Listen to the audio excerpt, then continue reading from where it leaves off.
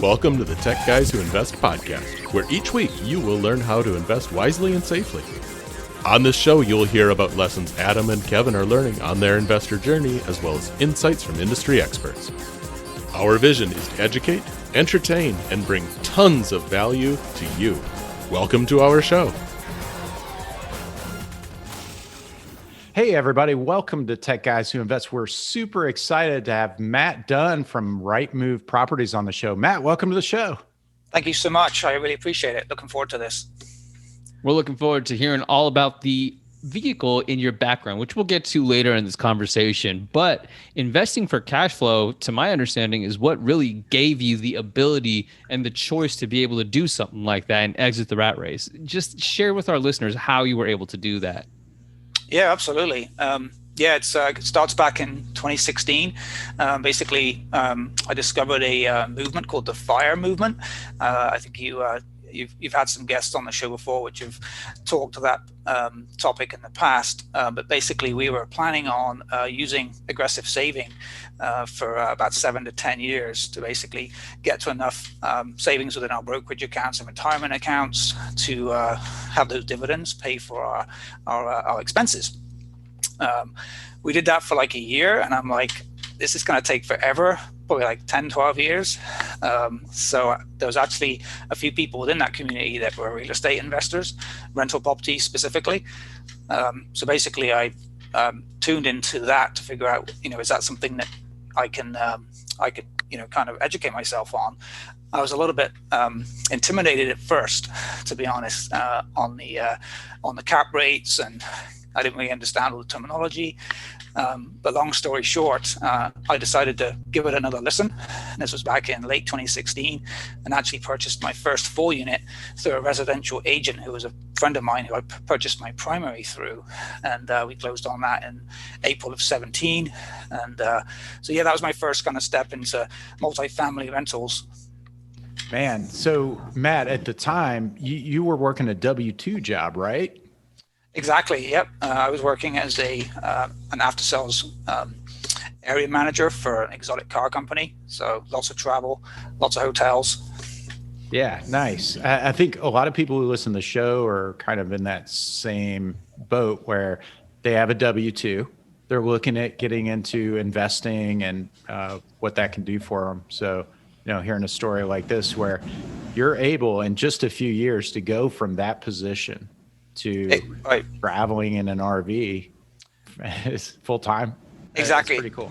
No, it didn't take that one property. I wish it did. That would have been great. That would have been awesome. Before we move on to another investing question, I got to ask, what has been your favorite exotic car to drive? I'd say the McLaren P1. So a lot of my dealerships that were shared with also exotic brands. So when that car first came out, I had an opportunity to take it out around Tampa one time. I still have good memories of that experience. Absolute dream car. That's what I would, if I had the money, I would definitely splurge on that and drive it once a year. Exactly. The tires alone are like, $4,000 for a set. So it's insane.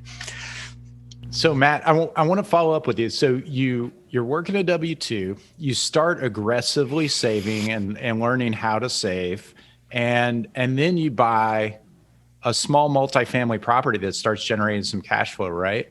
Exactly. Is that at that point were you pretty much able to do what you're doing now, or what happened from there? No, far from it. That set the seed for, that was the light bulb moment. I'm like, because it was very intimidating. Even I remember driving back from the closing table. I'm like, I'm now a landlord. I decided to self-manage, and I had a plan. I mean, I educated myself on what I was doing and self-managing. So I was able to understand, how to manage. And then I spent 9 months renovating all those units to bring them up to market rent because it was severely undervalued. And effectively was able to cash out refi about 9 months later. And actually I used the HELOC from our primary to fund the renovations because I purchased my primary back in 2012. So I had lots of equity in that I was able to tap into. And then by the time my renovations were done, I was able to cash out refinance, pay that HELOC back to zero. And I'm like, this is great. I'm going to just keep doing this. Awesome. That is fantastic. With that, so you're leveraging money. You're doing what banks do, where they leverage money that they have, and just keep kind of that increasing that time velocity of money. I love it. I absolutely love it. Now, when we're talking about fire in general, right? You started with the saving. To Adam's point, what convinced you to say, you know what, I want to look into real estate as opposed to, I don't know, maybe investing for dividends or something else? Yeah, I mean, I was all in on the dividend investing. We at our peak, we were up to about 65-70% savings rate. But even at that, it's a good 7 years, to get to a modest 40,000 a year, which using the 4% rule would be about $1 million in investments. And this is going to take too long. I don't want to be in this W-2 any longer. There was some pressures from the position I was in, and I just wanted an accelerated way to build that passive income. So is real estate proven to be that for you? I mean, I would say so, probably based on what you're doing now. But 100%. Yeah, no, I am. Shortly after that purchase, I was able to buy a 3-unit in another local market where I was living at the time. And that, I always look for about $250 per unit in cash flow. And at the start of this, I knew how many units I would need to get to that number. So, having that vision and kind of reverse engineering how many units you would need was kind of my starting path.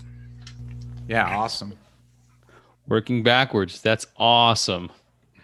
So with increasing your cash flow comes with sacrifices, maybe decreasing your expenses. Could you mind sharing how difficult that was, or expenses you realized, you know what, we really don't need to be spending money on Netflix, Hulu, or something along those lines? 100%. Yeah, you have to get your financial house in order and figure out, track your spending. What are you actually spending? That's what the FIRE movement kind of talks about all the time. And there's a good app actually that I use religiously to track my spending at the beginning, and it just kind of like shows you your cash flow, what's coming in, what's going out, and you can link all of your accounts to it. So that was awesome. And just figuring out, okay, what unnecessary expenses do we have? We were paying $200 a month in cable, for example. We didn't need all those channels. Shopping around for better insurance quotes, subscriptions, those kind of things. Just really eat into your money. You don't even realize they're getting paid sometimes. Absolutely. Yeah, so I'm curious, Matt, what you think about the. How do I say this? Like, what's more important? I know they're both important, and maybe one's not really more important than the other. But when you think about saving, aggressively cutting costs, not saving, sorry, but cutting costs, cutting expenses, cutting those recurring expenses versus generating more cash flow. Maybe the question is, what did you choose to focus on more? Well, the nice thing about cutting expenses is it's basically a tax-free pay rise, right? So that's the way I was looking at that. Anytime I could save money, that's a tax-free bump. So that was my priority, in the beginning.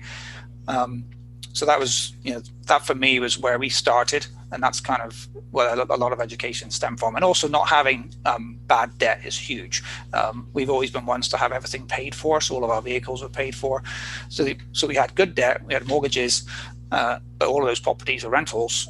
So that that was great. And then when we actually left for our trip, our primary we turned into a rental too. So that mortgage is also getting covered by the resident. It's almost like you're breaking it down so simply, where you say, okay, this is this expense. How can I create cash flow that's going to pay for that expense? Whether that's a dividend, or if it's a rental. In your case, it's primarily rentals or real estate, but it could be notes. There could be a multitude of ways that you could diversify to create that cash flow. And I love it. That's fantastic that you're on the same page there and you're doing that. So tell us, how is it living in an RV? I know that I've thought about it. I know Adam has even more seriously thought about it. And we have friends that do it like you. So we want to hear it from you. Well, it's funny. So I never thought of ourselves as living in an RV ever. We just, that wasn't something that my wife and I had ever talked about. And it stemmed actually from a vacation back in the UK in 2019. we rented a Airbnb that we kind of booked at last minute. There wasn't much availability, but there was a single wide mobile home in North Wales. That was the only thing left in this part of the country we wanted to visit. So I got in a little bit of trouble for booking it, but it turned out perfect because we get to this this mobile home, and it was a little 2-bedroom.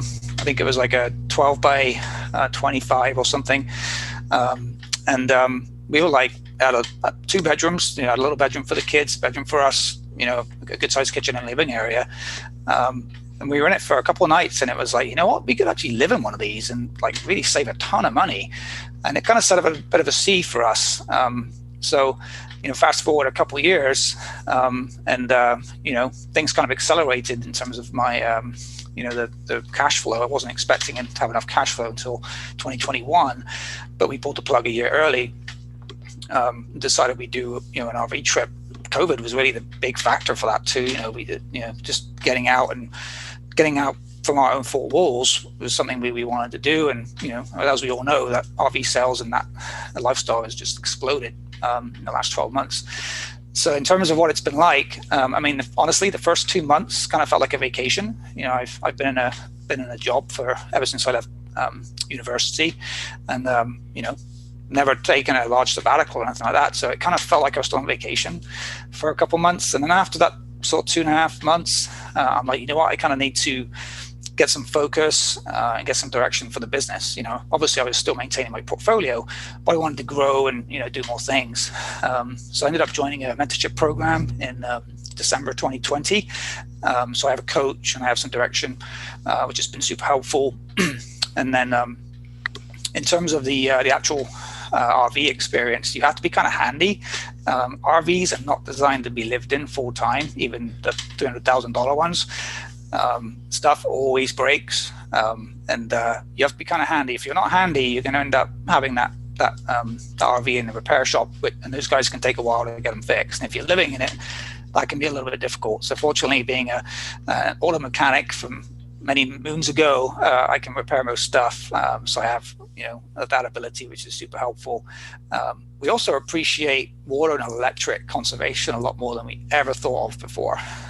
So when we're dry camping, or boondocking as they call it, we have a 40-gallon freshwater tank and a 30-gallon gray and a 30-gallon black tank. And you have to be very conscious of how much water you're using at all times when you're doing that. And electric too. You know, if we turn on the microwave, the AC, and the water heater at the same time, that pretty much trips off power. So you have to be mindful of what you're turning on and when you need it.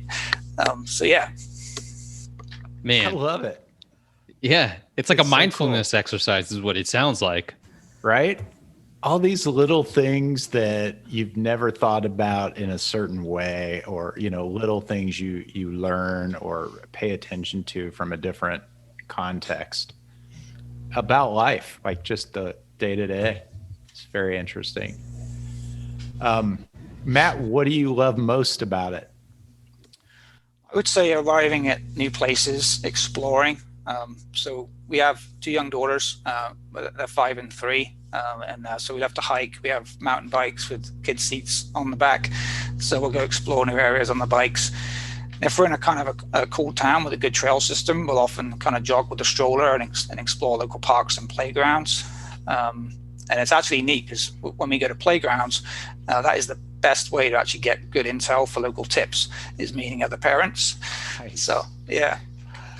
I love it. That's really cool. So what is not so ideal about it? Almost like, what do you miss about having a full-time residence?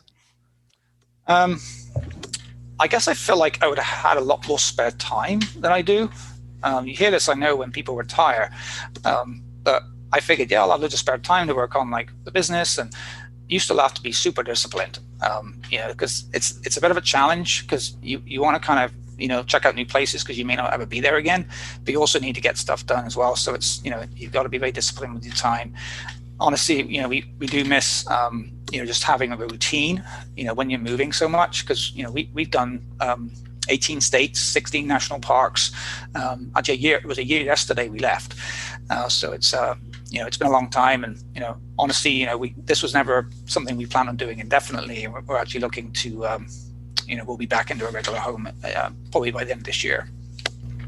All right. And Matt, you mentioned something earlier about after a couple of months, it was time to get back into some business activity of some sort. So can you talk to us a little bit about what you're focusing on right now? Yeah, 100%. So I'm continuing to do multifamily, but I've decided to focus solely on commercial multifamily. So an important point, when you leave a W-2, it's a lot harder to get residential financing because typically a conventional lender will look at your income, right, in your W-2. Having not had that, for a year, I was very mindful of making sure that, I set everything up ahead of time. So in terms of what I'm working on, so commercial multifamily, so apartment buildings. Actually, we're looking to have an 8-unit under contract tomorrow, most likely in Florida. And then I'm also looking to do some more bigger deals. Been pretty active with working on capital raising for a previous deal. Didn't pan out fully, but we've got those partners on board for another deal. So I'm really excited to get them into something and focus predominantly in Florida on between 10 and 70 units is the criteria right now. Wonderful. That's I think an important distinction. You talk about 8 units, that is technically commercial. Anything more than 5. So when people hear commercial, if you're listening to this, it doesn't have to be these massive apartment complexes that look like neighborhoods that you can purchase. Although you can get something like a 5-unit, and that still technically requires commercial lending. Now, with all of these properties, and you have the RV, so you can go to different properties where you own. I'm assuming you don't self-manage, but I mean, if somebody had a problem, you could take your RV and go there, right?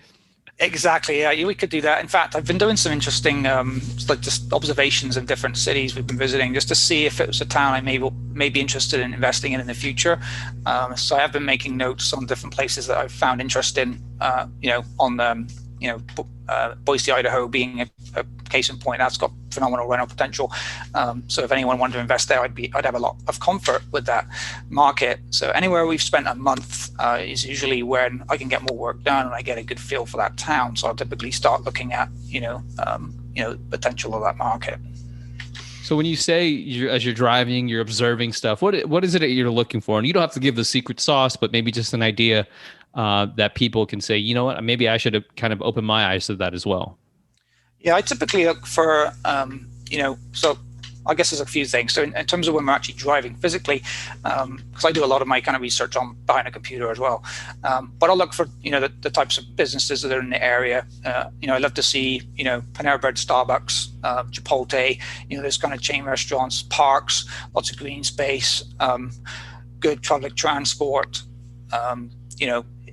I've got a good radar, I feel like, for where somebody would want to live. And, I'm looking for kind of B minus kind of neighborhoods for potential growth. Okay. Yeah, interesting. And Matt, being remote or work, sort of not being on site, it's important to have team members who you can rely on. What team members do you think someone should consider having on their team when they're investing passively? Yeah, I mean, property management is absolutely key. So, I have property managers on all of our assets. I actually have different managers on everything. Even though some of them I could combine, I don't do that just in case I do need to make a change. I don't want to have to make too many changes to my properties. So that's probably the number one. Now I do self-manage. There's one other asset I didn't mention yet. We have a short-term rental cabin in the Smoky Mountains of Tennessee that does incredibly well from a cash flow standpoint.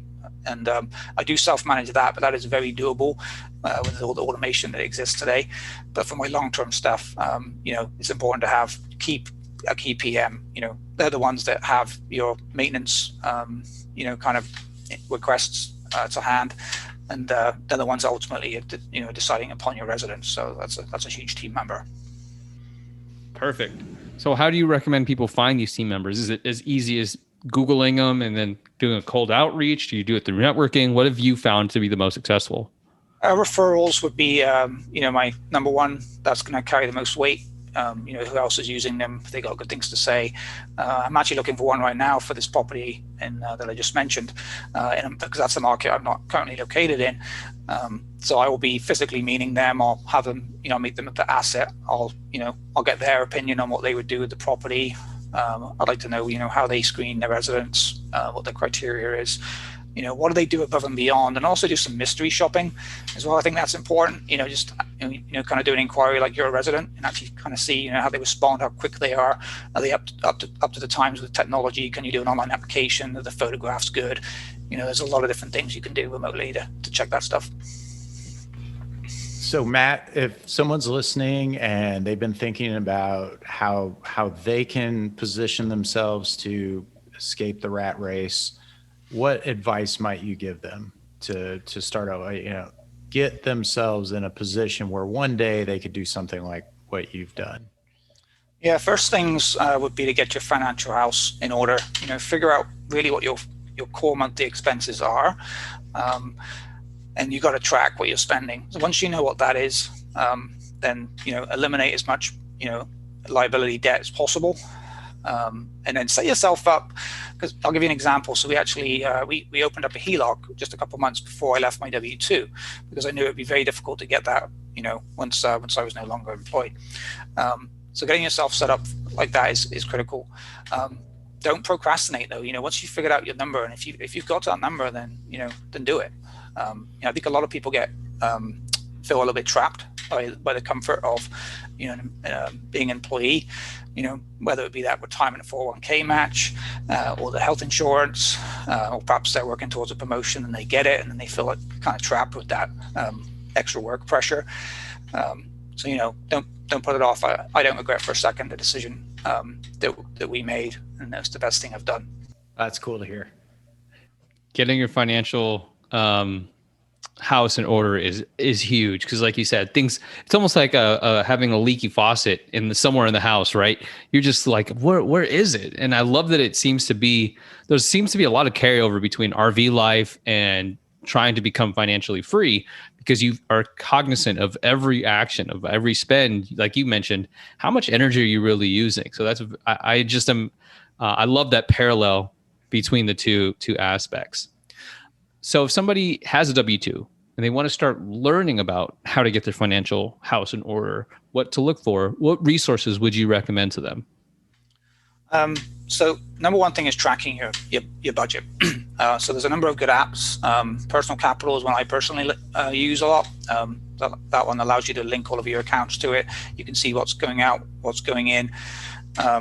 That's huge. That was probably the number one thing. And then just start going, once you've identified those expenses, actually, make a note to see, is that a necessary expense? Can we remove that? Or can we bring that price of that expense down? I think that carries arguably more weight than trying to get more income. Because with more income, especially on the W-2 side, comes usually a bit more responsibility. So, if you're intending on exiting, you want to try and kind of, transition out. And yeah, those are the major tips. I will say, the one thing that I have found with no longer having a manager, I'm self-managing myself. You have to be disciplined and set your own schedule. No one's going to tell you when to do this or what time you need to go to work. So having that discipline to time block and work on what you're wanting to work on. And you need to know what your whys and what your goals are. That's huge. You can't just say I want to quit my job because I don't like it. I'm going to go do real estate. You have to figure out why am I actually doing this? What's the big reason for it? And that'll carry you through the tough times, because this real estate can be can have its challenges. Yeah, that's huge.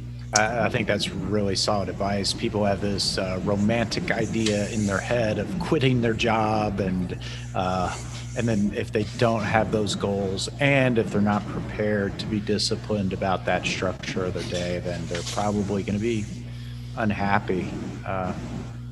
Yeah, that's really good. So Matt, I know the answer to this will probably change over time, and depending on a lot of different factors. But right now, is there a particular cash flowing asset type that you feel is better than others, or at least is just a really, really good one for someone who's more focused on investing for cash flow because they would like to, live off of their passive income? Yeah, absolutely. I mean, I was definitely focused on the cash flow side, in terms of the plan. So it does differ. You're 100% correct. Ultimately, I think it's about finding what you enjoy doing and getting really good at that one thing. I meet a lot of people on our travels, especially in our current lifestyle, that ask me, "What do you do for work?" And I tell them, and they're like, "Oh, I can never deal with tenants," but they don't really understand what that entails. You have a property manager, and there's so many benefits of real estate. And once I get start explaining that to them, I think that flicks a bit of a switch. And I've had quite a few people reach out to me, wanting to get more information and resources, things like that after I've met them. Personally, for me, I think multifamily is the best asset. I chose it predominantly at the beginning because I felt like single family homes, for example, when you've got that person moving out, you're 100% vacant. Even if it's a duplex, at least you've got 50% of that income still coming in to cover your expenses. That was the main reason I chose multifamily. I think it's ultimately about, what you're passionate about. What are you going to stay in it for the long run on? I knew people that do really well with mobile home parks, and they kill it with cash flow.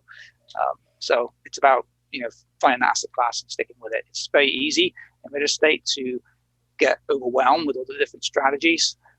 I definitely was looking all over the place when I first got started. So, pick what you want to do and stick with it. Fantastic. Well, it kind of answered the question of if you could go back in time and teach your younger self something. I'm guessing it's having to really focus on and hone on something, because you're right.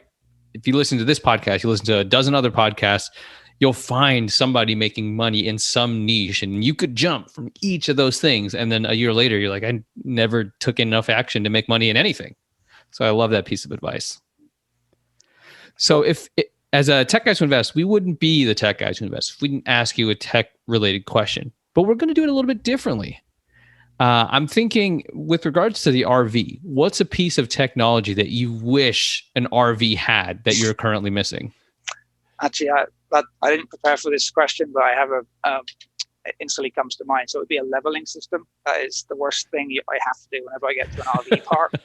You see these like $200,000 rigs. They basically just park up in their spot. They hit a few buttons. The wheels come off the ground. These struts come out, and the thing self-levels. So all they have to do is plug in their power and plumbing, and they get to go. I'm out there with a spirit level and a cordless drill, trying to level this thing with blocks under the wheels sometimes. So I wish our RV had a self-leveling system. Nice. Hey, that's awesome. All right, Matt. Well, hey, it's been great having you on. We're so glad to have you on the show. And if people want to reach out to you and connect with you, what's the best place for them to find you? Yeah, absolutely. So I'm on Facebook. You can find me under Matt Dunn. Also LinkedIn. You can reach me on direct phone number is 941-504-0548, or email's also good. That's rightmoveproperties@mail.com. So not Gmail, just mail.com. All right, Matt. Thanks again for coming on. It was great having you on the show. I appreciate it, guys. Thanks so much. Had a blast. Thank you so much for listening to this week's episode. Be sure to subscribe to the podcast for the latest episode updates and to receive investor insights to help you invest wisely and safely. You can join the TGWI Insiders community at tgwipodcast.com/subscribe. Don't forget to leave us a review on Apple Podcasts. The feedback helps us grow and helps us give you the best investing content out there. For a step-by-step guide on how to leave a review, head over to tgwipodcast.com/review. And lastly, we'd love to connect with you. The best way to reach us is by sending us an email at techguyswhoinvest@gmail.com.